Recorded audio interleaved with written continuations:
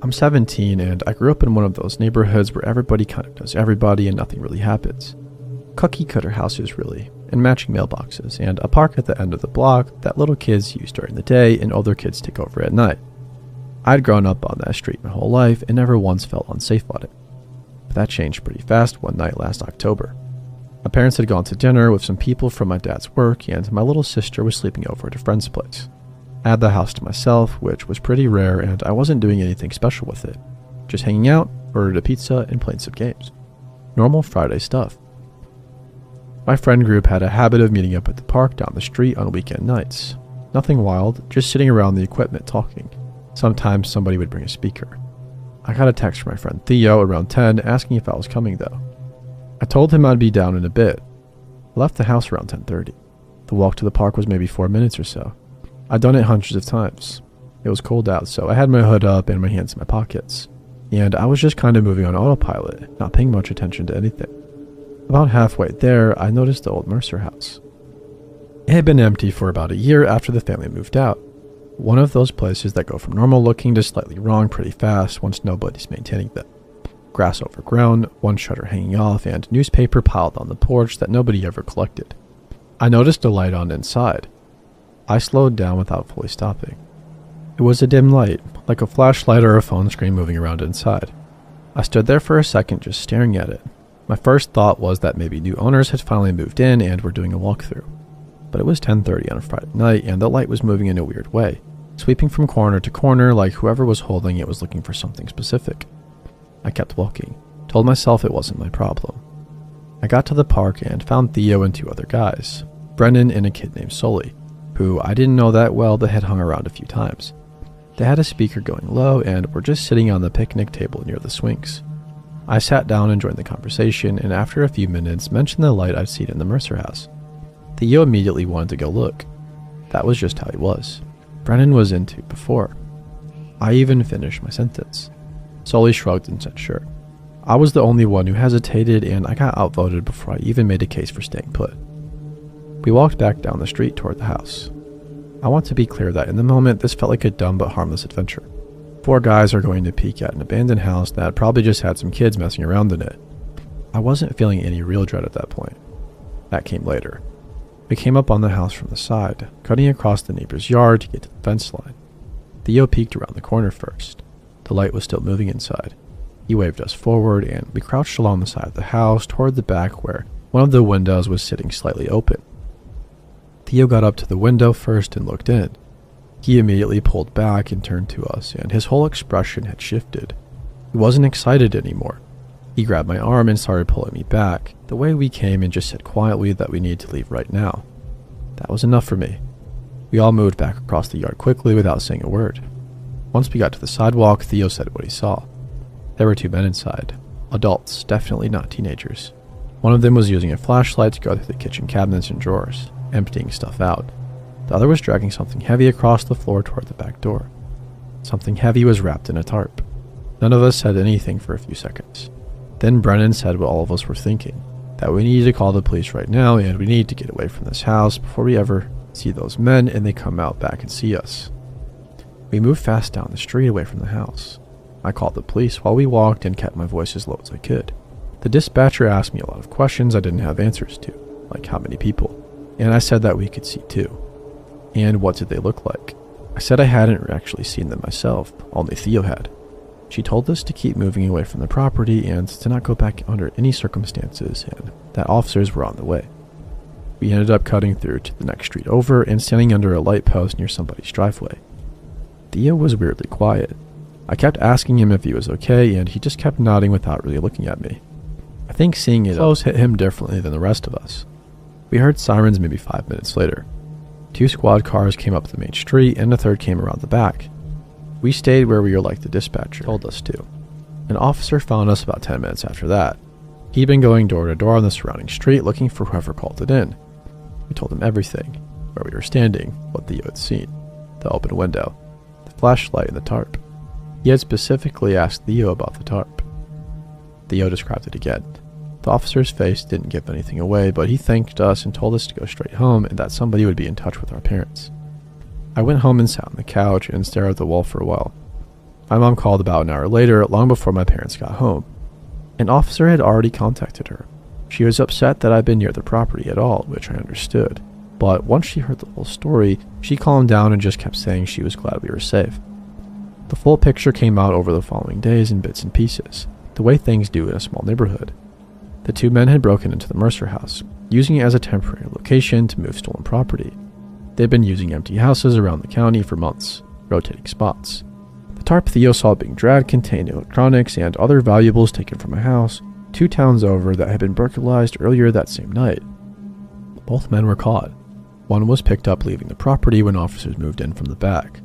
The other tried to make a run for it, maybe 2 blocks before he was stopped. I don't think about it often anymore, but every once in a while it comes back to me.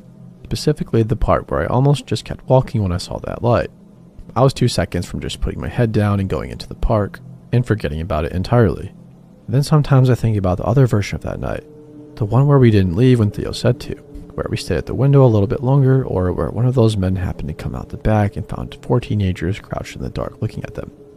I think about that version more than I probably should. Those weren't people who were going to politely ask us to leave. They were adults in the middle of something serious who probably couldn't afford witnesses. We were 4 kids who had no idea what we'd actually stumbled into until it was almost too late to matter. Theo doesn't talk about it, not even with us. The few times I've brought it up, he just kind of shuts down and changes the subject. I think whatever he saw through that window in those 2 or 3 seconds before he pulled back affected him in a way he hasn't fully worked through yet. I don't push it, because I get it. We were just 4 guys who were bored on a Friday night and made a stupid decision that almost turned into something none of us were ready for. We got lucky in my eyes. Timing was right. The window was far enough from where the men were standing, and we moved fast enough. A few seconds different in any direction, and I genuinely don't know how that night ends. I still walk past that house sometimes. It sold recently and a new family moved in. Fresh paint with new shutters and the porch cleaned up now. It looks completely normal. From the outside, you never know anything happened there.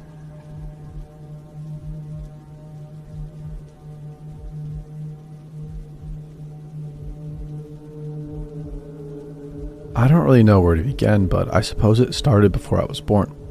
My birth set in motion a series of actions that led to the threat of my life beyond my control. So before my existence, my mom, Jane, dated an older guy called James when she was in her mid-teens. He adored her, but wasn't of the same religion as her, so she ended up marrying a gentleman from her congregation instead, leaving James rather put out.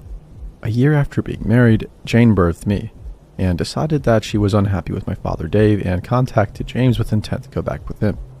So Jane packed a bag one night, took me and left. As soon as she arrived at James' house, she was bombarded with messages from Dave telling her that he would take full custody of me if she didn't return. So with a heavy heart, she chose me over James, and there lies my problem. She went back to my father, and after another year of failed attempts, they divorced, and my mom moved south to be with my family, completely forgetting about James. My childhood was fairly normal for the next 13 years. A few house moves, a new stepdad, and a few siblings.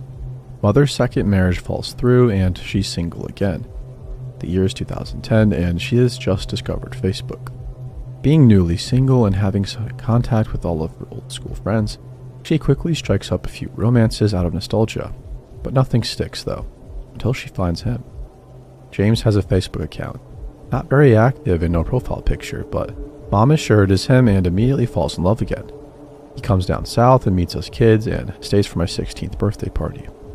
Looks-wise, he's easily in his 50s with shaved gray hair, balding on top, glasses, and a creepy-ass smile. So far, not too bad. So why am I posting here? How does this involve me and not wanting to meet this guy again? Well, when my mom leaves him a 3rd time, he finally flips and the crazy comes out to play. He starts turning up at the house uninvited. He is told to leave every time.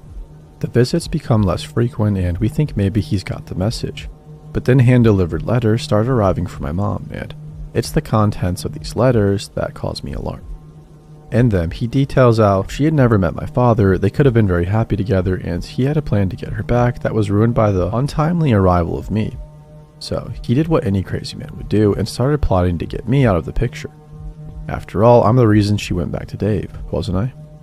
Back in 1995, she had a near miss of a car accident, with baby me in the car. When a car clipped her at a junction, she didn't get the car's details but put it down to chance. In the letters, James tells her that the incident 15 years ago was him and that he won't miss this time. He informs her that he still believes that there is a chance for them, but only with me out of the picture. I'm not a baby anymore. My father is well and truly out of the picture, but the crazy in James' brain won't let it go. The next letter informs my mother that he has told social services that she is a drunk and they will come and take me away. It's not hard to prove that false, so we don't panic. The next letter tells her that he will burn the house down if he can't have her. Nobody else will. This one she takes to the police. Upon investigation, it's revealed that an ex of James, with the same first name as my mom, has a restraining order against him for stalking and attempted arson. We are put on high alert and the process for a restraining order has begun. A few nights later, my mom hears somebody outside the house. Thinking it's him, she calls the police and they arrive within 5 minutes and search the street.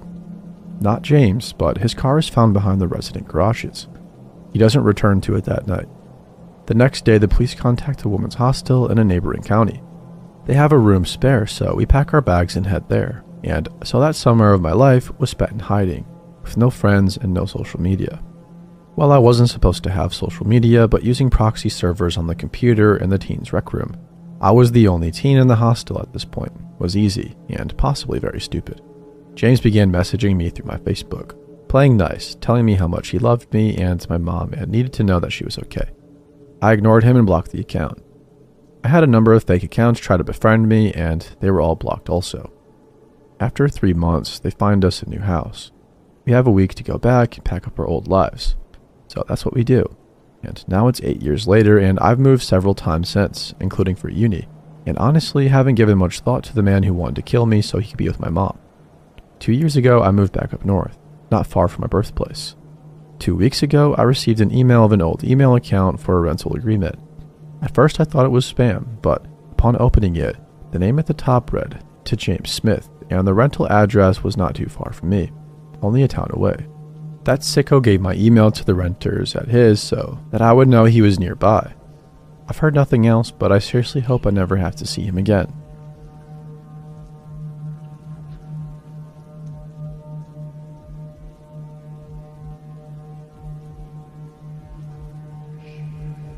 I'm 24 and I was spending my first summer home after dropping out earlier that year. My parents were away visiting family out of state and had been gone for about a week already. I had the whole house to myself, which honestly felt amazing at first. No schedule and no obligations, just completely winding down from what had been a pretty rough stretch of my life. I'd been gaming, watching stuff, and sleeping in. Nothing crazy. My girlfriend Ren and I had been together about 8 months at that point. Things were good between us, or at least I thought they were. She worked a summer job across town and we text throughout the day pretty regularly. That week had been a little quieter than the usual between us, but I didn't read into it.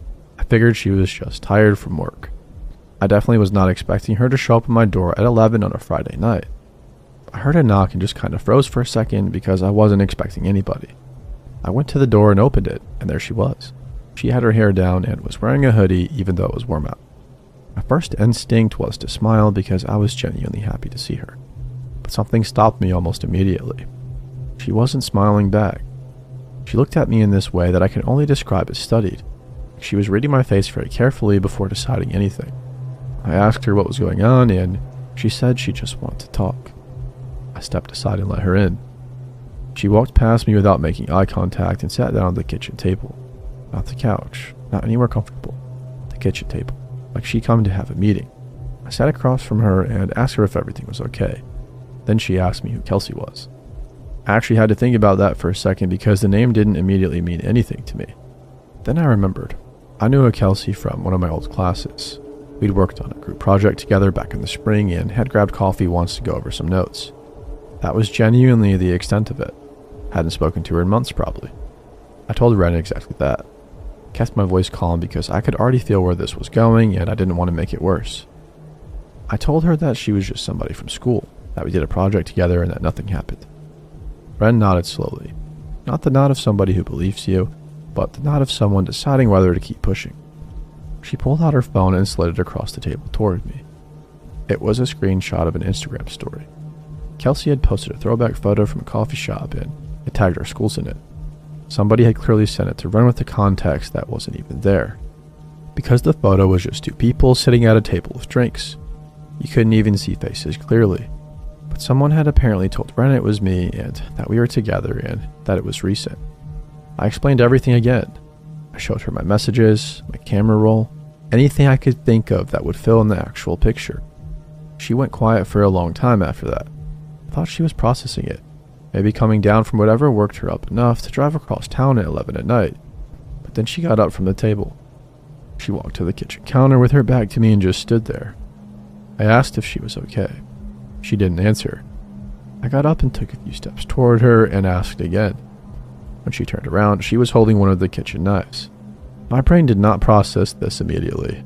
There was this gap of maybe 2 or 3 full seconds where I just stared at it and didn't move because it didn't compute. She wasn't waving it around or screaming, just holding it at her side and looking at me with this expression I had never seen on her face before, completely flat and calm. I took a step back and put my hands up and told her to put it down. I said it pretty calmly for how bad I was panicking inside. My legs were already shifting my weight toward the hallway without me consciously deciding to move. She told me she knew what I did and that she wasn't stupid, that she had given me a chance to just tell the truth and I hadn't taken it. I told her I had told her the truth, and I kept saying it. Told her there was nothing to confess because nothing happened.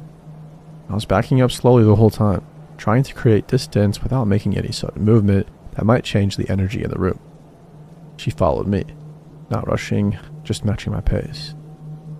The calmness of it made my skin crawl in a way I can't fully describe. I made it to the hallway and she was still coming. I turned and ran for the front door. Her footsteps picked up behind me. I got the door open and got outside and just ran down the driveway toward the street.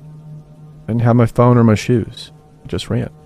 I got to the neighbor's house 3 doors down and banged on the door until their porch light came on. I was out of breath and shaking by the time they opened it. I told them to call the police, and I think the look on my face was enough because they didn't ask any questions. Officers showed up in a few minutes, and when they went inside, Ren was sitting back at the kitchen table.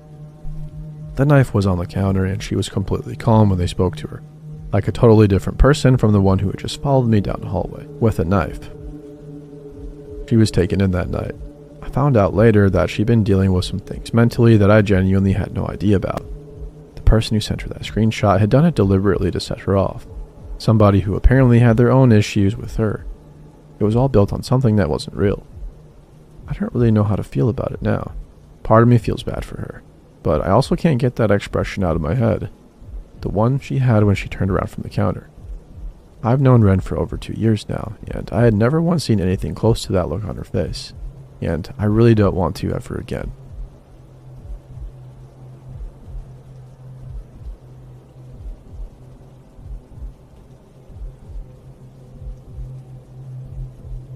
"17 or so years ago, I worked IT for the large local hospital in my city. We also provided IT services to 7 other smaller hospitals and towns across the whole of our county and the neighboring county. My job was to build, install, and fix computers and provide support, in person and via phone and email, to our 6,000 users. It was an incredibly stressful job, made even worse because I was the only person on the IT staff who lived in the city where the main hospital was located, so I was often on call after business hours too. When I began there, I was straight out of university and very young, as I had graduated high school much younger than most kids do.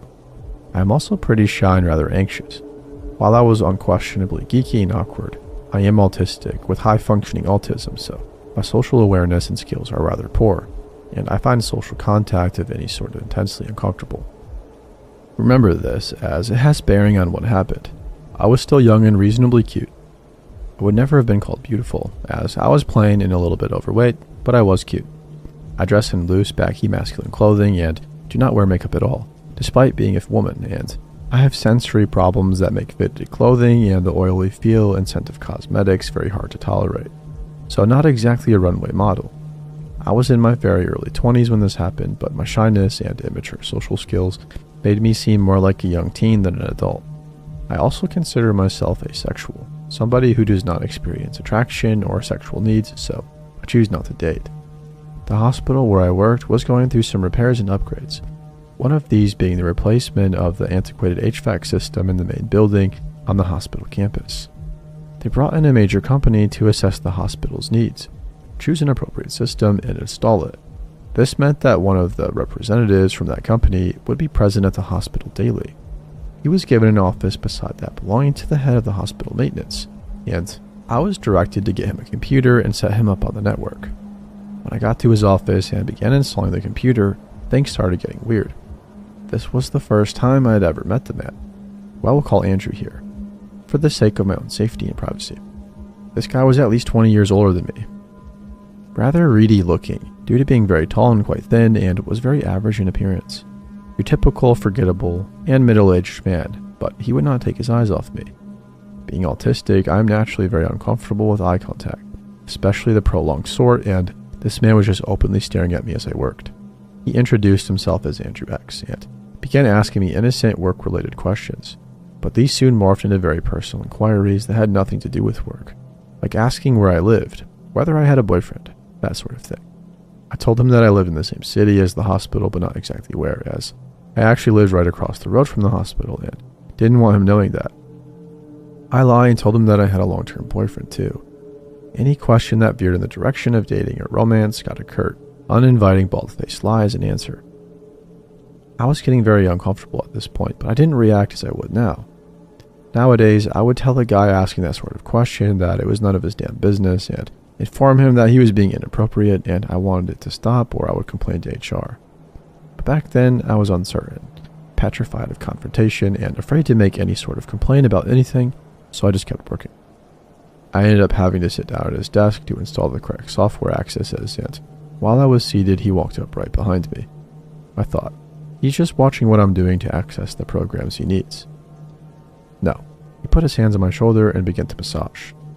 I froze, stiffening up. "You're stiff as a board," he said as he kept kneading my shoulders. "It's full of knots." Yeah, well, if I hadn't already been tense and bothered by his intrusive questions, I most certainly was after he began touching me. It is very common for autistic people to deeply dislike being touched. I tried to squirm out of his grasp, afraid to tell him to stop directly as we were in a rather secluded, untraveled part of the hospital's basement, and I was afraid to make a scene and anger him. I hurried through getting everything done, told him to call our help desk if he needed any other help, and practically ran out of his office. I should have told HR right then and there, but I didn't. It was creepy, yeah, but I didn't think HR would be any help. It was so borderline, I thought, just treading the edge of inappropriate. I did tell my boss that Andrew made me uncomfortable, but my boss forgot about it almost immediately. Fast forward a couple of weeks, I was working in the medical imaging department, installing some terminals in the CT scan suite. I was visible from the hallway. Andrew passed, walking with two men from the building maintenance. As soon as he saw me, he began loudly telling his companions that I was cute, pretty, beautiful, and smart, laying it on thick. He walked past me again, loudly praising me and saying he wanted to date me every time he went by. The two men he was with knew me a little bit, and I could tell that they were bothered and embarrassed by this guy's inappropriate behavior. Finally, I finished up and ran back to the safety of my own department. Another week passed, and I was heading home late. I was using the underground tunnel between the main building and a smaller one used for solely administrative offices. It's a long tunnel, passing below a busy road, and I often took this route going home as the smaller building was very close to my apartment complex.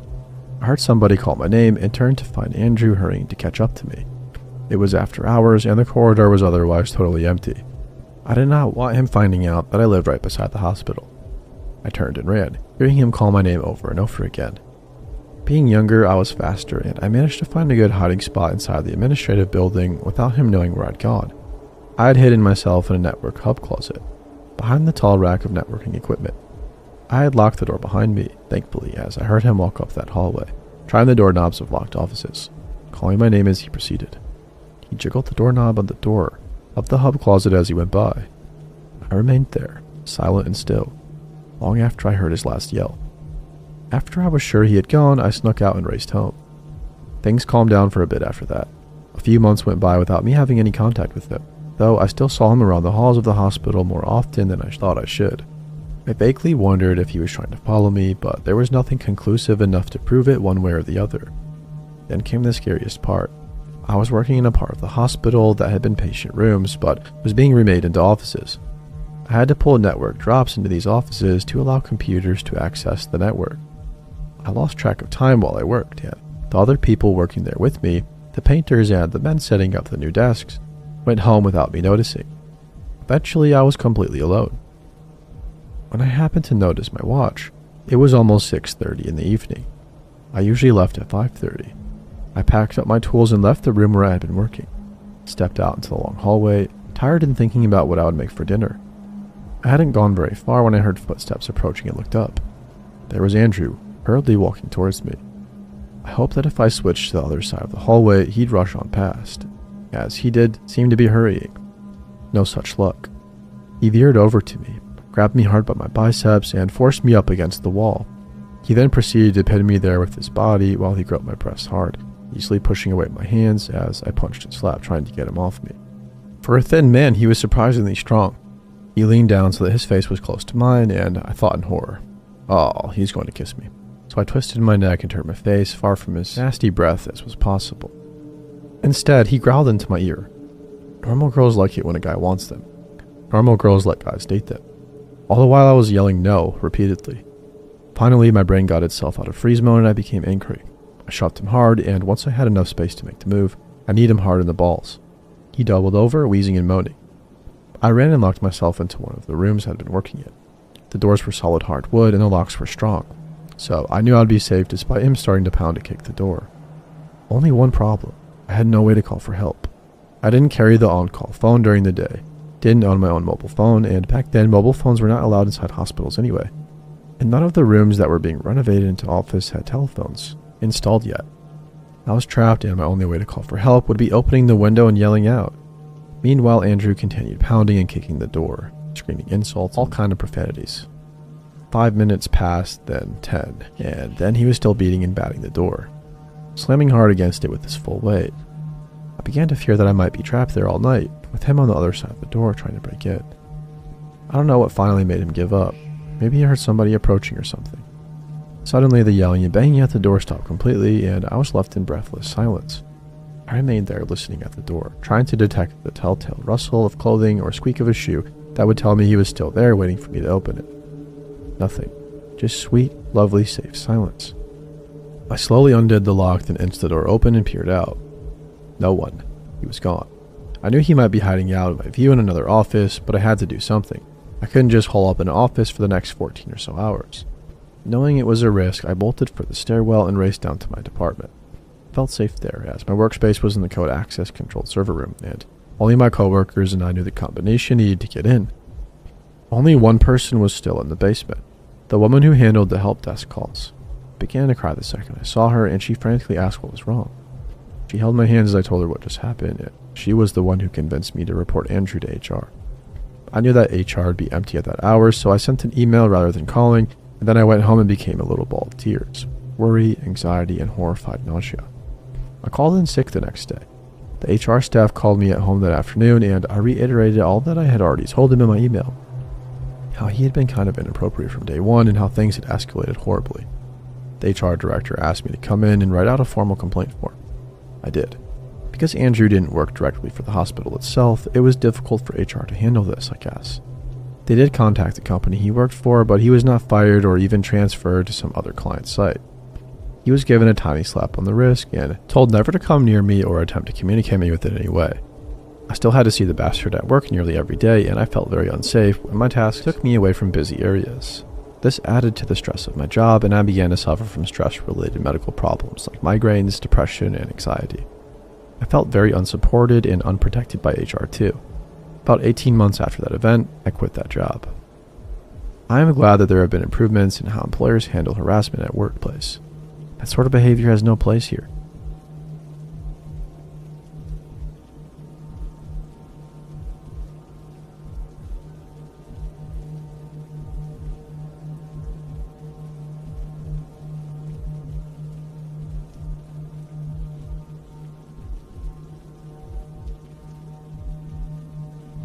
I'm 23 and I've lived out in the country basically my whole life, so I never really thought twice about being out here alone. My nearest neighbor is about 1.5 miles down the road, and I'd grown up knowing their family, the Harlows, mom, dad, and 2 sons. The older one, Cade, was maybe 4 years older than me, and we'd been friendly our whole lives, without ever being super close. We'd wave from our driveways or make small talk if we ran into each other into town. Nothing more than that. He was always perfectly normal as far as I knew. quiet and kept to himself mostly, worked on the family property. I had no reason to think anything of him. It started in early spring. I'd been out on my porch in the evening when I noticed a truck parked at the far end of my gravel road just sitting there. I didn't think much of it the first time. People turn around out here sometimes, but it happened again 2 nights later. Same spot and around the same time of evening, just sitting with the engine off. Couldn't see the driver from that distance, and I couldn't make out the plates clearly, but it was the same dark-colored truck both times. Third time I saw it, I walked down close enough to see it was Cade's truck. I recognized the busted side mirror he had since high school. By the time I got within 100 feet of it, it started up and pulled away without me ever seeing his face. I told myself there had to be an explanation. Maybe he was waiting on a phone call. Maybe he pulled over to rest. I genuinely bent over backwards trying to make it make sense because this was somebody I'd known my entire life and the alternative was uncomfortable in a way I didn't want to sit with. Then things around my property started feeling off. Small stuff at first, like my outdoor storage chest had been moved slightly, just enough that I noticed, or a chair on my back porch was facing a different direction than I left it. Once I even found a cigarette butt near my back fence line, and I don't smoke and never had visitors. I set up a cheap camera above my front door, mostly just to make myself feel better. Checked it one morning after feeling uneasy all night and found footage from around 2 in the morning. Cade walking slowly across the far edge of my front yard, stopping near the tree line, and just standing there facing the house for almost 4 minutes before walking back out of frame. I watched that clip probably 6 times. Each time it felt worse than the last. I drove over to the Harlow property the next morning. I don't entirely know what I was planning to say. I hadn't thought it through. His mother answered and I asked if Cade was around. She said he was out back and offered to get him. I told her it was fine and walked around the side of the house myself. He was splitting wood and looked up when he heard me coming. His expression didn't change much, just kind of settled into something neutral. I asked him straight out why he'd been on my property. He set the axe down real slowly and he had no idea what I was talking about. Calm as anything. Said he hadn't been anywhere near my place. Said maybe I was seeing things being out there alone. Something about the way he said it made every hair on my body stand up. It wasn't defensive, not even dismissive really. It was just so completely unbothered that it felt practiced. I told him I had on camera, and his expression shifted then. Just slightly. Something moved behind his eyes for a second before the neutral look came back. He said okay and picked the axe back up and went to splitting wood. Didn't say another word, just turned his back to me. Like I'd already left. I went home and called the sheriff department. I sent them the footage and gave them everything I had. An officer came out that afternoon. Looked around the property and took a report. He said he'd go have a conversation with Cade and see what came of it. That night, I made sure every door and window was locked and pushed a chair under the bedroom door handle. Around midnight, I woke up to my dog losing her mind at the back door. She was a shepherd mix and not a dog that barked at nothing. I lay completely still in bed and listened. Heard nothing at first. Then I heard footsteps on the back porch. The door handle moved. It turned as far as the lock would allow and held there for a moment before releasing. Then silence. Then footsteps moving off the porch and into the grass. I was on the phone with the dispatcher before the footsteps even faded. Officers came and found fresh boot prints in the mud along my back porch. They matched the ones near the fence line from before. Cade was brought in for questioning that night, and from what I eventually found out, he completely fell apart once they had him in a room and actually pushed back. He developed some kind of obsession that nobody around him had seen coming, or at least nobody admitted to seeing coming. His own family said they had no idea about. I moved off that property within the month. Stayed with my parents while I figured things out. I still live rural because it's all I know, and I trust my gut a whole lot faster than I used to. The door handle turning is the thing that stays with me. Like he actually thought it might just open.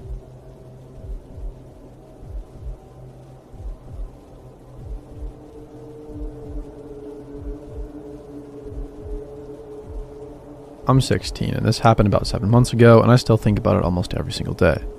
I want to start by saying I was not being careless. And I want to say that because the first thing people do when they hear something like this is look for the part where you made the obvious mistake. The part where you should have known, and yeah, looking back there were signs, but in the moment every single one of them had a perfectly reasonable explanation. And I think that's what makes it so terrifying. It didn't feel like a horror story while it was happening. It felt completely normal right up until it didn't. It was a Tuesday night in early spring. I'd stay late after school for a study group that ran longer than expected, and by the time we wrapped up, it was almost 8 o'clock. My mom was supposed to pick me up, but she'd gotten stuck at work and was running about 40 minutes behind. I told her it was fine that I'd wait outside. I was sitting on the front steps of the school scrolling through my phone when a car pulled up to the curb. Dark blue sedan, nothing distinctive about it at all. The window rolled down and a man leaned over from the driver's seat and said my name. I looked up. He looked familiar immediately. I couldn't place him exactly in that first second, but I knew his face. Or I thought I did at least. He had that kind of look that could belong to a dozen different people. Medium build, maybe late 30s, with light brown hair. Completely ordinary. He smiled and said he was a friend of my uncle's, that my uncle had asked him to swing by and grab me since my mom was stuck. And here is where I want to be really precise because this part matters. My uncle Darren and my mom talk constantly. He helps her out all the time, picking me up from things, dropping things off, whatever she needs. It was not even slightly unusual for him to send someone on his behalf if he was busy. It had happened before. Not with this specific person, but the concept was not foreign to me. I asked his name and he said it was Rick. He said my uncle would explain everything and that he was parked right there if I wanted to call my mom first. I did try to call her, but it went to voicemail, which also wasn't unusual because she works in a hospital and can't always pick up. I sent her a text saying a friend of Uncle Darren's was giving me a ride and got in the car. He pulled away from the school and for the first 2 or 3 minutes, everything was completely fine. He made small talk, asked how school was going, mentioned my uncle by name a couple more times, and seemed totally relaxed. I was on my phone, half paying attention. Then I noticed we weren't going the right way. My house is north of the school. We were heading south. I told myself maybe he was taking a different route, avoiding traffic or construction or something. I looked up from my phone and watched the streets going by. Nothing looked immediately wrong, but the direction was definitely wrong. I asked him where we were going, and he said he had to make a quick stop first and that it would only take a few minutes. Something in me shifted right then. Not panic yet, just a quiet wrongness settling somewhere in my chest. I asked him what kind of stop. He said he had to drop something off at a friend's place real quick and then he'd take me straight home. Texted my mom again, and no response. Then I texted my Uncle Darren directly. Hey, did you send someone named Rick to pick me up? A few minutes went by. We turned off the main road onto a smaller one. Less lit, fewer houses. My uncle replied, What? No, who is this? My stomach dropped so fast I felt physically sick. I looked at the man driving and in that moment I understood completely that I did not know him. I had never known him. Whatever familiarity I thought I'd seen in his face when he pulled up had been something my brain constructed because he said the right words and I'd been staying in the dark and it all fit together just neatly enough. I did not let on anything that had changed. This is the part I'm most grateful for in hindsight because my instinct was to scream or to demand he stop the car, and I didn't do that. I just kept looking at my phone and kept my voice completely even and asked how much longer the stop was going to take because my mom was expecting me. He said, Not long. I told him I got car sick sometimes on smaller roads and asked if we could take the main road instead, just to see what he'd say. He said this way was faster. I texted my uncle back. The man picked me up from school saying you sent him. We're heading south on Greer Road, I think. I don't know him. Please call Mom and call the police. My hands were shaking so bad I had to retype it twice. I turned my face down on my leg so he couldn't see the screen light up if my uncle called back. Kept my breathing as steady as I could manage. I was looking at the door handle, looking at how fast we were going, running through every option I had and crossing them off one by one. Jumping from a moving car on a dark road felt worse than staying put. Screaming him felt like accelerate whatever this was. My best option was to stay calm and wait for a moment where the car slowed down or completely stopped. He turned onto an even smaller road. Gravel now, trees on both sides. I felt my phone vibrate against my leg and I didn't look. He slowed the car down and I didn't wait to find out why. The second the speed dropped enough, I pulled the door handle and shoved the door open and I jumped out. I hit the gravel hard and felt my palms and one knee tear open, but I was already running before I fully registered the pain. I ran into the tree line on the right side of the road and just kept going, crashing through brush in the dark. No idea where I was going, just away. I heard his car door open behind me, heard him call my name once, almost calm like he was mildly annoyed. Then I heard his footsteps on the gravel and I ran harder. I don't know how long I ran, it felt like a long time. I eventually came out on the other side of the trees onto a lit road and just started waving at the first set of headlights I saw. A woman in her 40s pulled over and I must have looked insane. Scraped up and hyperventilating, and she immediately told me to get in and lock the doors. My uncle had already called the police by then. My mom had seen my text and called them too. Officers were already looking for the car when the woman drove me to the nearest gas station and waited with me until they arrived. They found the car abandoned about 2 miles from where I jumped out. No sign of him. The plates came back to a vehicle report stolen 3 weeks earlier. The description I gave led to some investigation, but as far as I know, he was never identified. Nobody could figure out how he knew my name, or knew I'd be standing outside the school that night, or knew enough about my family to mention my uncle convincingly. The last part is what keeps me up at night, more than anything. The rest of it I can almost rationalize. People do random terrible things, but he knew my name. He knew my uncle's name. He knew that my mom was supposed to pick me up and that she was running late. Somebody had been watching me for long enough to know all of this, and I have absolutely no idea who or for how long or why they just stopped at that. I don't wait outside alone anymore. Not for anything, literally. I don't get into cars without confirming everything through multiple people first. I know those sound like obvious things to say, but I promise you when somebody pulls up and says the right words and looks vaguely familiar and smiles at you like everything is completely normal, it is so much easier than you think to just believe them. But I got lucky. The car slowed down at the right moment and I was close enough to trees and I ran fast enough. I really try not to think about what would have happened if any of those things had been different.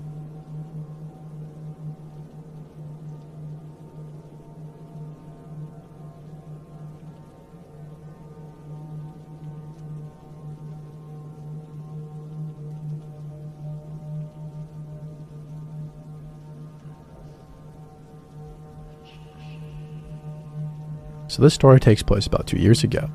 I was working graveyard in a small town casino in the cafe on Halloween night. I was dressed up as Hermione because I'm a huge Harry Potter fan, and my work has a Halloween contest, so I thought I would put myself out there, which I never do, and get in on the fun.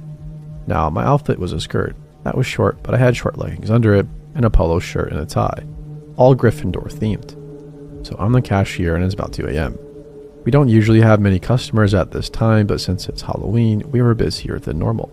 So I'm just checking people out, doing my job, actually having a good time seeing everybody dressed up when this guy comes to the counter. I can immediately tell that he's drunk, super tall, past 6 foot tall, and really buff and bald. I remember his total was like $2.40. I don't know why I remember that, but I just do. Anyways, he had a $100 bill for me. I told him I had to get my manager to get change. He looks at me and goes, "No, this is for you. I'll pay for the coffee separately." Now as a cashier, we hardly ever get tips, but if somebody wants to tip you, they can. But no one has ever tipped me this much before, so I was like, not really sure if he was being serious. He then looks at me up and down and says, "It's for you to come to my room with me." I immediately hand the 100 bill back and say, "No, thank you." He takes out another 100 and throws them both at me and goes, "How about now?" Tell him no thank you again. Luckily, security was close by and saw what was going on. He came over and nicely asked the guy to pay for his coffee and leave. The guy looks at the security guard and says, "If she's going to dress like a whore, then she should act like one." At this point, I'm very close to tears. I've had my fair share of creepy guys in my life, but never like this. Never in my face like that. The security guy tells him to pay for his coffee and leave immediately or he'll be escorted out. The guy looks at me and says, "Okay, bitch, I'll wait for you on your side. You better meet me outside or else." I'm just standing there not really sure what to say or do because this guy was intimidating. The security guy tells him that this is a threat and calls the cops. The guy goes crazy and tries to hit the security guy, but he misses and the security guy pushes him to a wall and radios over to someone else to call the cops. So, Creep keeps looking over at me saying, "Why do all women act like this? At least I would have paid you, dummy," etc. And I'm sure you see the point. This all happened so quickly and escalated so quickly, and I felt like I barely had time to think. At this point, I'm crying and my coworkers take me to the back. The cops come in and arrest the guy. I guess he had punched a hole through the wall and tried to hit one of the cops. The police took my statement and I was allowed to leave early. The same security guy walked me to my car and I thanked him. Now, the messed up thing is apparently this guy was a huge spender at the casino and the casino didn't even press charges or 86 him or anything. I quit soon after.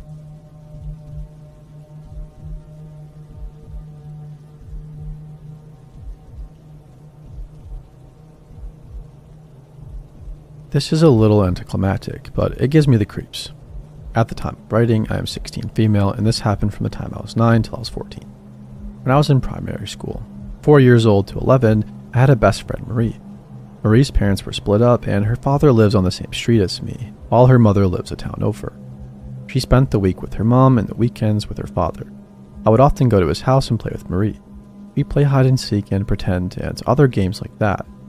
Marie wasn't exactly the best child, and her play fights left me with scratches and bruises. Her father spoiled her and always had sweets and money in the house. He was always on dating sites or Facebook and was an avid Arsenal fan, watching every single game. In the summer, if I were playing in the garden, I could hear him shouting at his TV because of a match outcome or goal. He would take me and Marie out and would buy us McDonald's and once a pillow pet because I wanted one so bad. I remember my mom being kind of weirded out when I said that Marie's dad bought it for me. He would take us swimming too, but I don't remember much of those trips. Marie's father was around 5'11", stocky and had ears that stuck out. He had a very kind smile and was soft-spoken with a very deep voice. I used to walk home from school and he would often wave out an upstairs bedroom window down at me. I would wave back and smile or say hi. The summer of me being 10, I was over at their house almost every weekend. But when I was 11, Marie moved with her mother to a seaside town and we went to a different secondary school. I lost touch with her and never really hung out with her again. I need to lay out how my route home is for this next bit to make sense, and I'm really sorry if it's confusing. My road is like an L shape, with the longer part being a shitty tarmac road and the shorter part being up a hill. The houses are like a T, with a row of terraced houses along the top of the hill and another row going down the hill along the road. The backs of the houses face the road and an alleyway leads around to the front of the houses, and I could also walk along this alley to get to my house. Whichever way I took my house, Marie's father would see me as he lived around halfway up the hill in the row of terraced houses that went down the hill next to the road. When I'm in my room at home, when the blind's up, I can see Marie's father's house. Let's call Marie's father Ken. Ken would open his window, lean out, and watch me from his window. It would take me a few minutes to notice him watching me, and as my bed was right next to the window, I would often be in pajamas or minimal clothing. I would wave or smile, and he would cheerfully wave back. I would close my blind and wait a couple minutes before opening it, and he would be gone. This happened multiple times. My mother put up a net curtain for me so that nobody could see me in my window. I changed my sheets at night and do it often in my underwear, so as my bed is in a weird position and changing sheets requires a lot of effort, I have to sit on my windowsill, so I would often have to remove the net curtain. I have no idea how many times he watched me contort and struggle to change my sheets, bearing in mind I was around 13 or 14 when I began noticing these things. I walk home from the bus stop the same way I'd walk home from primary school, and every single way I would take to walk home, Ken would always see me, would always wave hello and smile like he was expecting me or something. It creeped me the heck out, and I began to get scared to see him. My heart would race, and I began to completely ignore him as I speed walked home, earphones in my ears blasting music. I thought he was watching me, waiting for me every day. One day when I was 14, I tested my theory. There were two ways I could walk past Ken's house. Both would lead me home. The first way was the way I usually walked, along the tarmac road and up into my back garden. I passed the back of his house. However, from the bottom of the hill, I would be able to see his window and see if he was waiting there for me yet. I could divert my route to go around the front of his house, along an alley, up the hill, and to my front door instead of my back. One day, I saw him in the window at the back of his house, and I tried to not give off that I knew he was watching me. Without stopping on my route, I diverted to walk up the alley in front of his house. He had crossed along the top floor of his house. When I reached his house, some way up the hill, he was looking down at me from the window at the front of his house. He was definitely watching. I power walked home and immediately dug up Marie's contact info. I told her to tell Ken to stop watching me walk home and that I thought it was creepy. She did so and told me Ken was only waiting for his girlfriend to get home and that he always watched for her. I can hear every car on my street pull up from my house, and I never heard any the hour after I got home. I know Ken's girlfriend drives a BMW, and I know what it sounds like. Luckily, he stopped watching me after that, and I never really seen him again, so Ken, please stay away.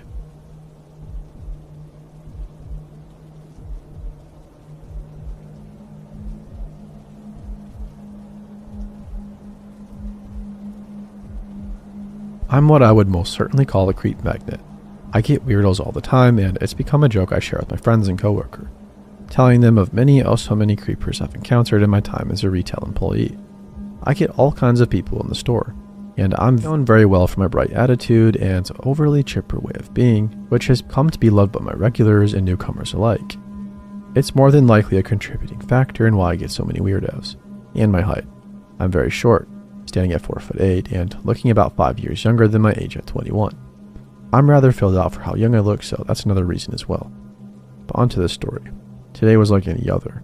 Just another ordinary day working by myself in the store, checking out customers and stocking shelves in my moments away from the register. A normal day. At some point while on the register, I greeted a man with a long dark beard. that was bald and wearing glasses as he came through the door.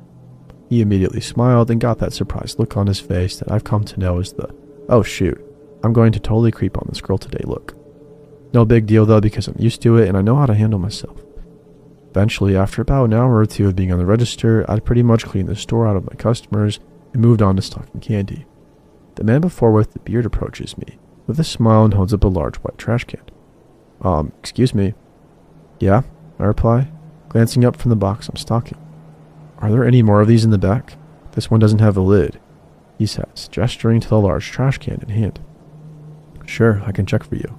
I smile and I'm polite like I always am before turning away and heading toward the stockroom. I notice he's following me and think nothing of it, but glance down the aisles for any other customers as I walk, immediately taking note of the store's emptiness. Well shit, I guess it's just us in the store, I think to myself. Moving through the stockroom door, I'm quickly relieved this guy stops at the entrance.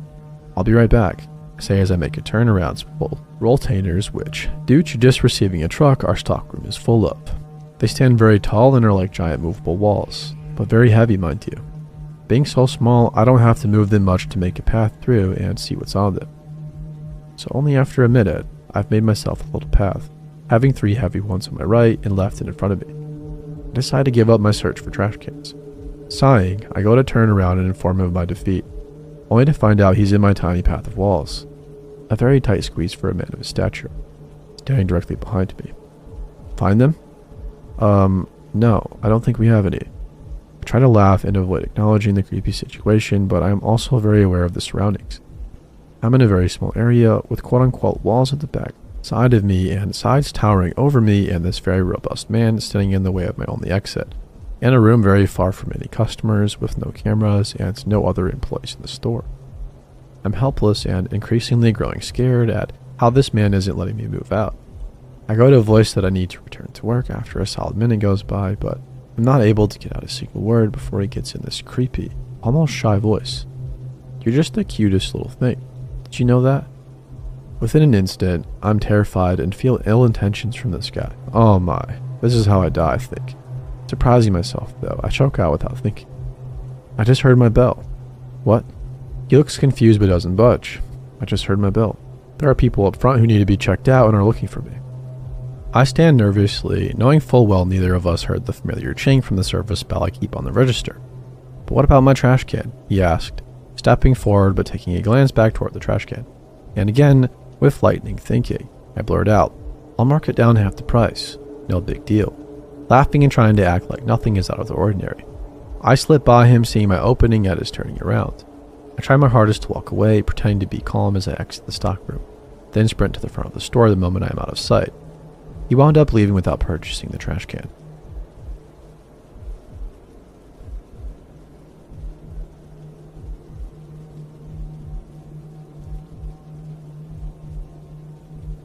So, a little context to help the story flow. My parents got divorced when I was 10. Female, by the way.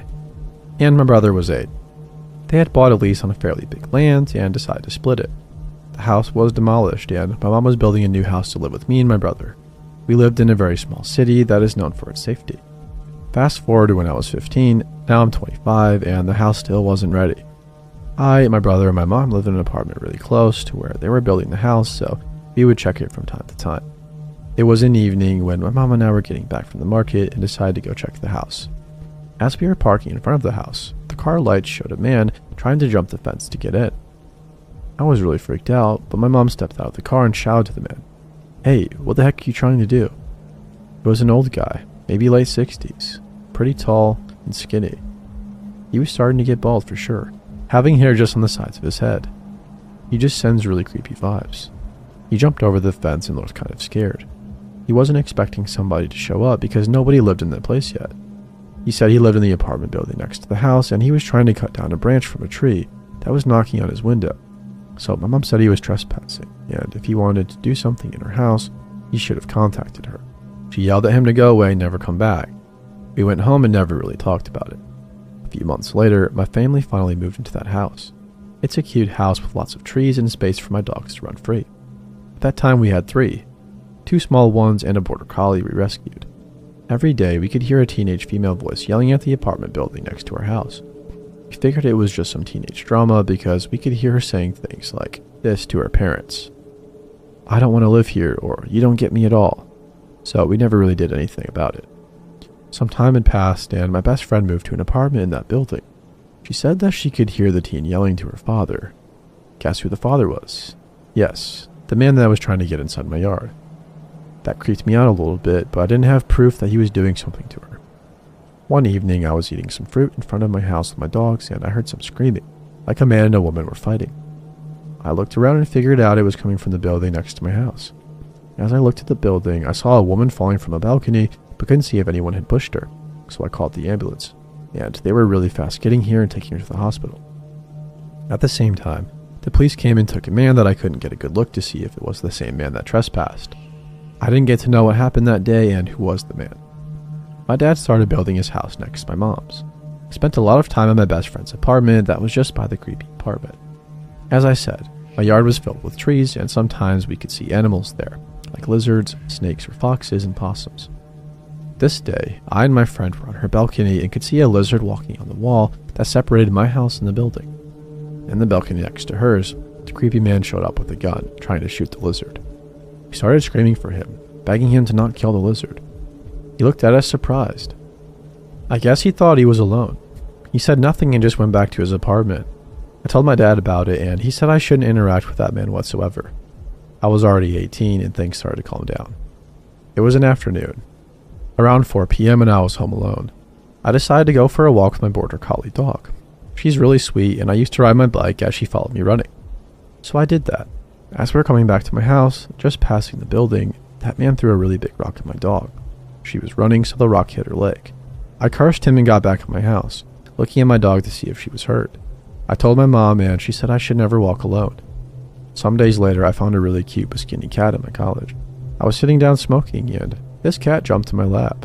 I came back to watch a class with him in my lap. He slept through the whole class. I came back home with him. He was orange and fierce, as he was a street cat before. We let him go for walks in my street. Everybody liked him. He was very friendly and asked for everyone to pet him.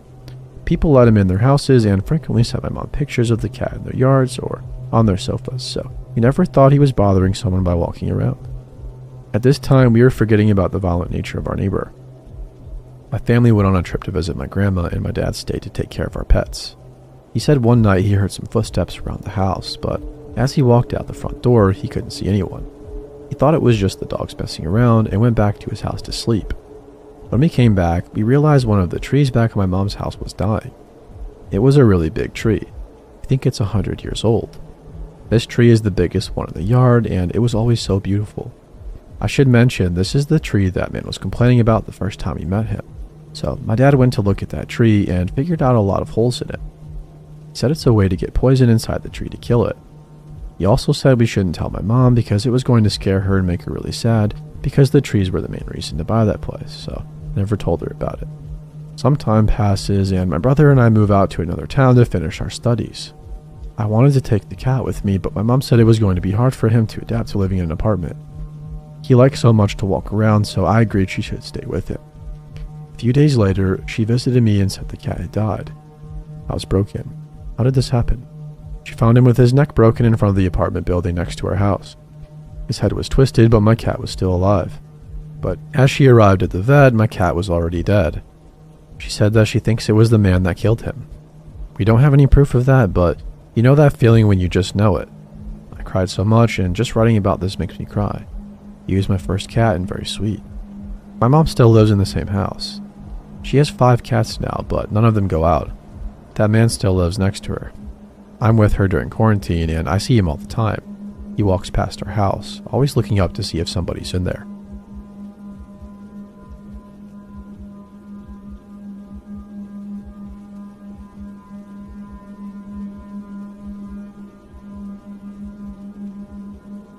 I'm 18 and I have been running my Instagram page for about 2 years now. Nothing massive, but enough followers that I get brand deals here and there and call it a real hobby. I post lifestyle stuff mostly, like outfit photos, coffee shop visits, that kind of thing. I never thought much about the kind of attention it could bring, but I do now. It started with comments. That's how it always starts, I guess. The username I didn't recognize. Something like a string of numbers started showing up under basically every photo I posted. At first, the comments were normal enough, compliments on my style and stuff like that, very easy to scroll past. But after a few weeks, they started getting more specific, commenting on the background of my photos or mentioning things I hadn't even noticed were visible. One time I posted a mirror selfie and the comment said he liked the street I lived on. I lived in an apartment on the 4th floor. Couldn't see the street from that angle. I blocked the account. A new one appeared within 2 days. I told my mom and she told me to set my account to private. I did for about a week, but it tanked my engagement and I had a brand deal coming up that required public posting. I switched it back and told myself I'd just keep blocking it. His name, I eventually found out, was Daniel. He slipped up one day and commented from what appeared to be his real account before quickly deleting it. I screenshotted it first. I looked at his profile. It was mostly empty, but his name was right there. Daniel. No last name and no real profile photo. Just that. Around month 2, he found my other social media accounts, like my Twitter and TikTok and a Pinterest page I hadn't even touched in years. All of them started getting follows and messages from variations of the same username. I reported everything I could, but nothing really seemed to come of it. Platforms send you an automated email and then essentially do nothing. The comments shifted in month 3. He got possessive in a way that made my stomach turn, referring to me like he knew me, saying things like he'd been having a rough week and my posts were the only thing helping, asking why I hadn't posted in a few days like I owed him an explanation. I stopped responding to any comments entirely around this point, even from people I actually knew, just so I wouldn't accidentally engage with him. Then the direct messages started. Long ones, pages almost. I'd open Instagram in the morning and there would be a novel from a blocked account sitting in my message requests. I stopped reading them fully after the first couple. The parts I did see were enough. He talked about me like we were in a relationship, referenced inside jokes that we never actually had, mentioned places I'd been in my photos, and said he'd visited them after seeing my posts. My parents thought I was overreacting for a while. My dad said it was probably just some lonely teenager who got bored. My mom said the same things, that she always said about being more careful online. I don't think either of them understood how constant it was. I was home alone that night. It crossed into something I still can't fully process. My parents had gone to visit my grandparents for the weekend and I'd stayed home because I had things to post and didn't want to fall behind. It was a Saturday night and I was editing my photos at my desk with music on low.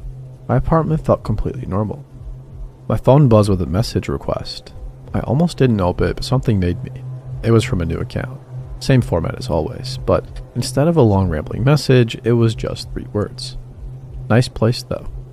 I stared at it for a second and then looked up from my phone and around my room. My curtains were open. I always kept them open because I was on the 4th floor and had always felt like that was high enough that it didn't matter. I got up and went to the window and looked down at the street below. He was standing directly across my building looking up. I couldn't make out his face clearly from that distance, but I could still see someone. He wasn't hiding. He was just standing there completely still. I yanked the curtain shut and backed away from the window so fast, I knocked my desk chair over. I called my mom and she told me to call the police, which I did right after. While I was on the phone with the dispatcher, I got 3 more messages in a row. The first said he just wanted to talk. The second said I shouldn't have closed the curtains. The third was a photo. It took me a second to understand what I was looking at. It was taken from outside and below, angled upward. It was my window. My curtains were still open in the photo, which meant they had been taken before I closed them, obviously. Before I even knew he was there. He had been standing there long enough to take a photo and send it before I'd even noticed him. Officers came within about 10 minutes. They checked the street and the building entrance and the surrounding area. He was long gone. I showed them everything, of course. Every screenshot I'd saved over the past 3 months. Messages, comments, and photos that he sent. One of the officers told me I'd done the right thing by documenting everything, and that was enough to actually move forward. They connected me with a detective the following week. A restraining order was filed. Daniel was identified and located. He was 26, lived about 40 minutes away from me, and had no prior record. When officers spoke to him, he apparently acted completely confused, like none of it was a big deal. Like showing up outside a stranger's apartment, building at night, photograph her window was just something that happened. The restraining order went through. I don't know exactly where he is now, and honestly that still bothers me more than anything. A piece of paper doesn't feel like a lot of protection when somebody has already shown you they're willing to stand in the street and stare up at your window in the dark. I ended up moving a few months later. New city, a new apartment. I switched my Instagram to private permanently, and I'm a lot more careful about what's visible in the background of anything I post. No reflections, no windows, nothing that could place me anywhere specific. Some people say I let him win by changing the way I live. Maybe, but I sleep better now, and that has to count for something. I still think about that photo sometimes, the angle of it and how long he must have been staying there before I looked down. The fact that I had been sitting at that desk for hours completely unaware. I really tried not to think about what he was waiting for.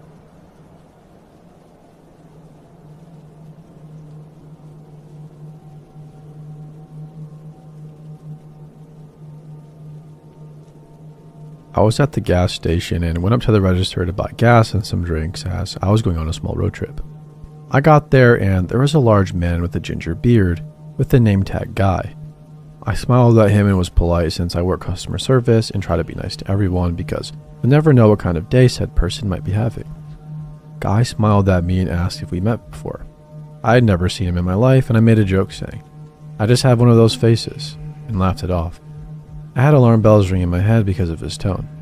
I had a deep sinking feeling in my gut as he took his time checking me out.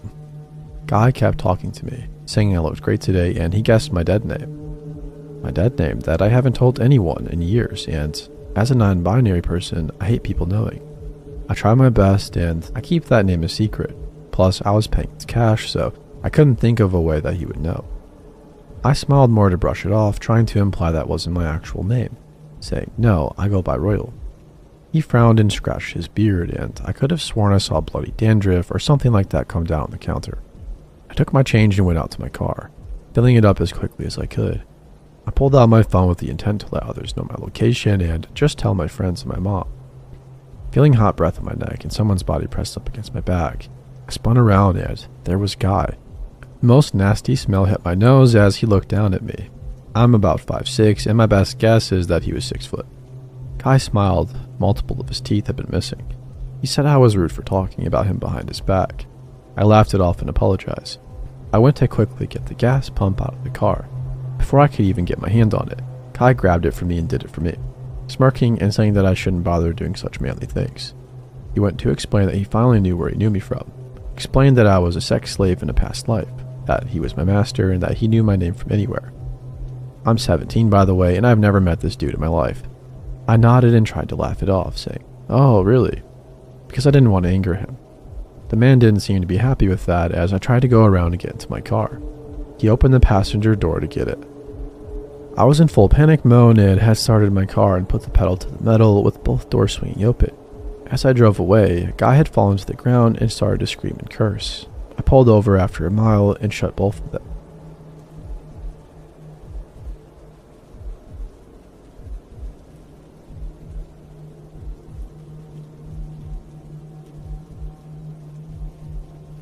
I recently found the subreddit and thought it would be the perfect place to share a frightening stalker experience I had when I was in college. This was particularly traumatizing for me as I had just started to recover from 8 years of abuse from the ages of 5 and 13 at the hands of my aunt's husband. This happened back in 2012. I had recently graduated from high school and was attending community college to save some money. In October, I was hired as a team member at Chick-fil-A located about 3 minutes from my house. In the same plaza, there were other businesses, including a Burlington coat factory my mom and I would occasionally shop at. I worked from 5:30 a.m. to 2 p.m., and in the weeks following, I started to get to know some of the early morning regulars whom we would serve frequently. Most of them were very kind, just stopping by for their morning caffeine fix. One of the regulars we had was a pair of gentlemen that would stop a couple times a week in the morning together. One of them was older and polite, and the other was a short, balding man that always gave me the creeps when he came in. His name was Esteban. After a while, I started to notice that he would come in more frequently by himself and only order a small black coffee. On one visit, while I was at the register, he mentioned that he worked at the Burlington in the plaza. He was very casual when he threw in the idea that I looked very familiar to him and he must have seen me shopping there. He offered up his personal discount if I ever wanted something special. Although I found his comment a little disconcerting, it wasn't all too out of the ordinary for someone to recognize a customer elsewhere, especially since both businesses were in the same plaza. Or so I thought. I continued to serve him his coffee with a small smile and push it out of my mind, but decided to avoid shopping at Burlington from then on. As the months passed, Esteban continued to come in almost every morning. Some of my coworkers started to tease me about my quote-unquote boyfriend who would come in and ask for me specifically by name. When I wasn't there, he would be rather upset and wouldn't order anything they said. After I heard those comments, I began to feel very uneasy. My mom does not drive, and one afternoon she asked me to take her to Burlington to shop for some gifts as she was flying to visit family back home in Honduras. She usually managed to find a good bargain there. I felt my stomach knot. I silently hoped and prayed on our quick drive that Esteban would be nowhere in sight. As we looked through the racks, my mom decided to go her own way and we eventually separated. While I looked through the junior section, I had a gnawing feeling that somebody was watching me. Each time I would look over my shoulder, there was nobody there. I was feeling very silly until I needed to use the restroom. I walked down past the sheets and comforters to the small dingy hallway leading to the restrooms, with no one else in sight. As I exited after doing my business and rounded the corner, I froze. Esteban was not so conspicuously organizing some comforter sets about 10 feet in front of me with his back half turned. I had seen him, but I was sure he hadn't caught a glimpse of me yet. I quickly darted in the opposite direction to avoid any interaction with him, and hurried back to my mom. She was ready to check out, and we left. I had 2 days of class after that incident, and after leaving class early one day, I decided to stop by the mall on my way home to pick up a birthday gift for my dad. As I walked toward the JCPenney I was there to shop at, I happened to look up from my phone and realized Esteban was leaning up against the railing directly ahead of me, watching intently as I walked closer, stalking me with his eyes like prey. I averted my gaze and made a beeline for Victoria's Secret just a few feet past him. I thought there was no possible way he could have followed me there, but I was wrong. Esteban pushed off from the railing and trailed me through the store. I stopped to look through some items and watched him from the corner of my eye. He was toying with a pair of lacy panties, waiting to make sure, and watching that I didn't leave his sight. That's when it dawned on me. This man had followed me, from campus to the mall. He knew I had already left early and had tracked me the entire time. I picked something absent-mindedly, trying to push down the paralyzing fear I felt, and headed to the register. He followed suit, but was cut off by another customer who managed to get in line behind me before he caught up. Since there were line dividers in place, he couldn't leave the line. I paid hastily and bolted out of the store, running as fast as I could away from Victoria's Secret, and hid for over an hour in the Sears on the opposite end of the mall. I was terrified of leaving and finding him outside another store. I finally picked up enough courage to tell an associate what happened, and he offered to call security. The security guard escorted me back to my car, and I drove home staring into my rearview mirror for any sign that he could be following. I had to work the next morning, and without missing a beat, Esteban came in for his morning coffee. He was not happy. His face was contorted into a dark, angry scowl. Luckily, I was filling our ice buckets in the kitchen area behind the counter. I could see him through the small window in the door, craning his neck over the registers, trying to see me, muttering under his breath. I felt hot tears welling up in my eyes, and I slid down the hall to the floor. My morning manager, my now husband, noticed my distress and came over to me, asking if I was feeling well. But I couldn't hold it any longer. Through childlike cries, I unloaded on him everything that had happened with Esteban over the past few months. He looked very concerned and told me to wait in the office while he made a call. When he came back some time later, the restaurant owner was with him. They had called the police and made it very clear to Esteban that he wasn't welcome in the restaurant any longer due to several complaints of harassment from multiple female employees. He tried to come in a few times after that and was met with my husband at the door telling him very forcefully to leave or he would call the cops. With the help of the officer that responded, I filed the restraining order against him and have not seen him since then.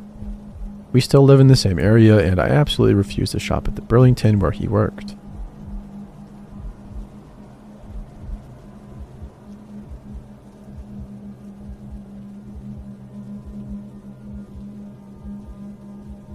I'm 25, female by the way. For some backstory, when I was about 15, I met this guy who would eventually become one of my best friends. Dave. Dave and I had loads of mutual friends, so we saw each other a lot. Now, he is a gay man, but when we first met, he was so deep in the closet, he could find Narnia. When I was 16, one of our mutual friends threw a Halloween party, and Dave brought the guy who would eventually become my long-term boyfriend.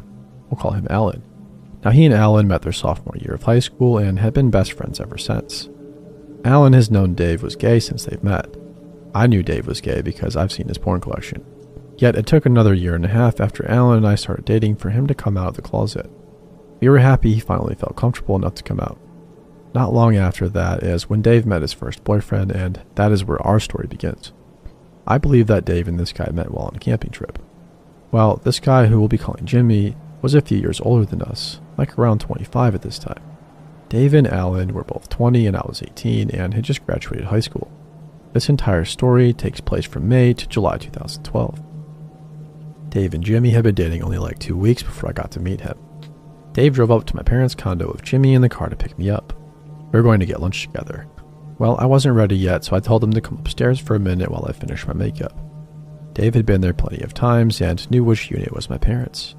They came in and I finished up, and about 10 minutes later, we were off. Now lunch was good and Jimmy seemed nice. And after lunch, Dave dropped me back off at home because I had somewhere to be in the morning and didn't want to be out late. About 2 hours later, I'm in my room watching TV with my dog when my mother pops her head and asks if I know a guy named Jimmy. Turns out he was at the front door asking for me.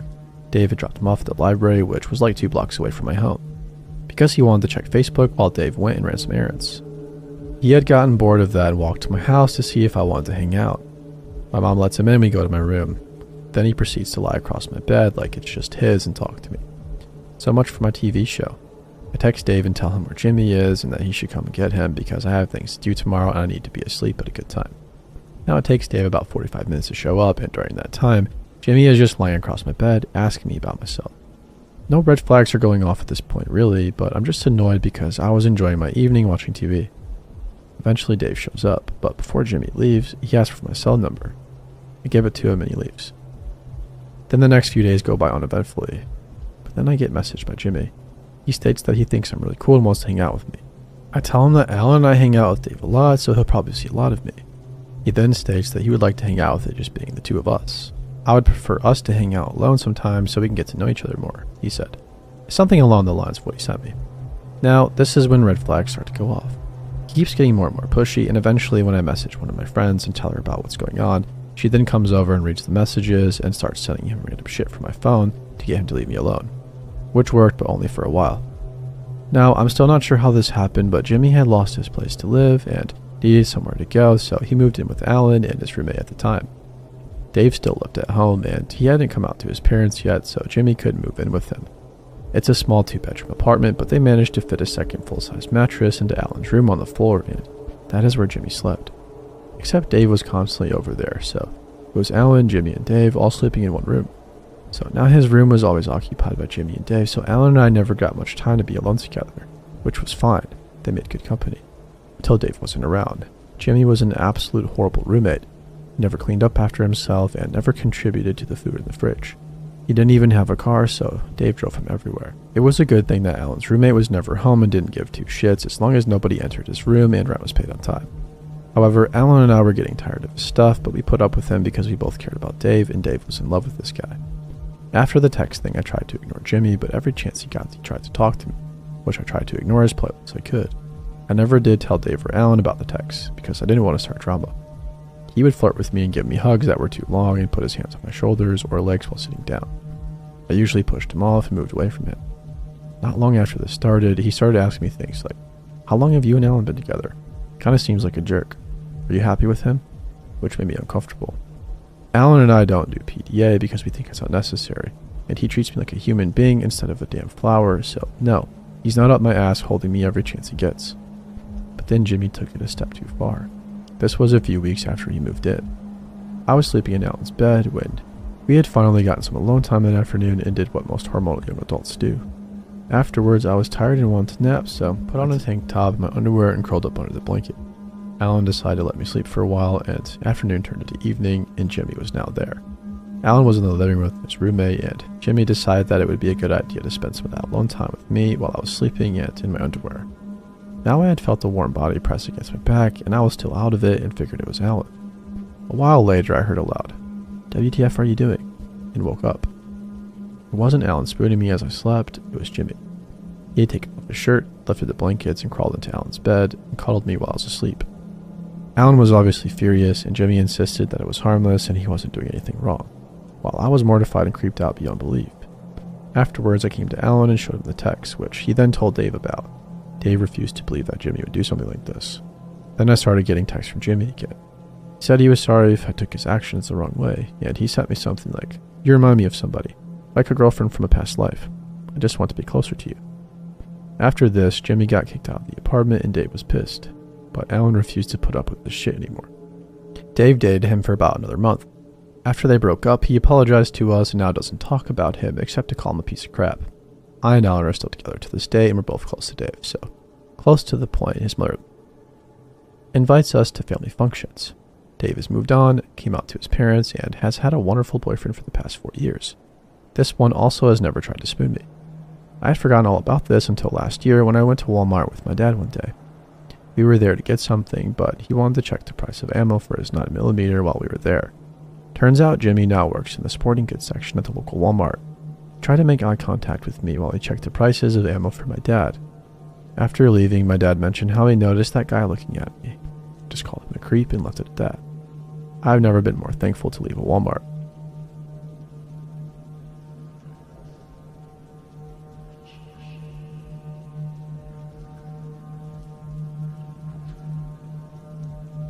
I started working my current summer part-time job last spring. I am situated in a large old building that used to be a country club but fell into disrepair about 10 years ago. Although there's nothing paranormal about my story, it is maybe worth mentioning that the former manager died in the main office upstairs when they went out of business. It adds to the unsettling quality of this place. Along with that, so do the seemingly never-ending hallways and passages, innumerable hidey holes and half-empty pools, and other strange unused parts of the building, like a secret shower room and sauna and a tunnel of storage areas that connect the men's and women's bathrooms. There's also a lot of doors to the outside in this place. Makes sense for a country club, but currently we only use one small door for the golf course check-in, the kitchen, and one dining room for the restaurant upstairs, and the small cafe area for early morning golfers to get their coffee and beer. The cafe area is where I work. In the summer, we clock in to open the cafe before 6 a.m., often before the sun comes up. The golf course people come in shortly after, but I would be the first person in the building every morning. I would unlock the front door, disarm the alarm, walk downstairs in the dark, unlock this cage that keeps the drunks at the bar upstairs at night from wandering downstairs, and crawl along a long dark hallway with no windows to get to the light switch at the end of the hall. This always creeps me out, and I end up holding my keys between my fingers like brass knuckles. I'm a woman in my mid-20s, and I've lived in plenty of bad neighborhoods, and ninja sliding down the walls on the opposite side of whatever doorway is coming up, just because it's pitch black and I'm a scaredy bear. By the time I get to the end of the hall and flip the light on, my heart is always pounding out of my chest as I struggle to find the right key to let me in the cafe. The whole situation started when Tim, a golf course employee, mentioned that he kept shutting the door between the men's locker room and bathroom and the storage area that leads to the women's, and every time he would go back in there, it would be open again. This, along with some strange noises, was odd for the bar regulars upstairs to claim. That this place was haunted by the old manager and whomever else they say died within these halls. Travis, a co-worker in the cafe, also mentioned that a few minutes after he opened, he went into the men's locker room and noticed that it was steamy and smelled like soap. So he went to the shower room to investigate, and everything was sopping wet and still hot. He was the only person who was supposed to be there at that time of day, but he didn't see anyone, so he let it go. A couple of months later, Tim noticed this weird side door that you had to climb up a rickety old staircase to reach on the side of the building, and it wasn't shutting correctly. He fixed it and locked correctly, and he didn't think anything more.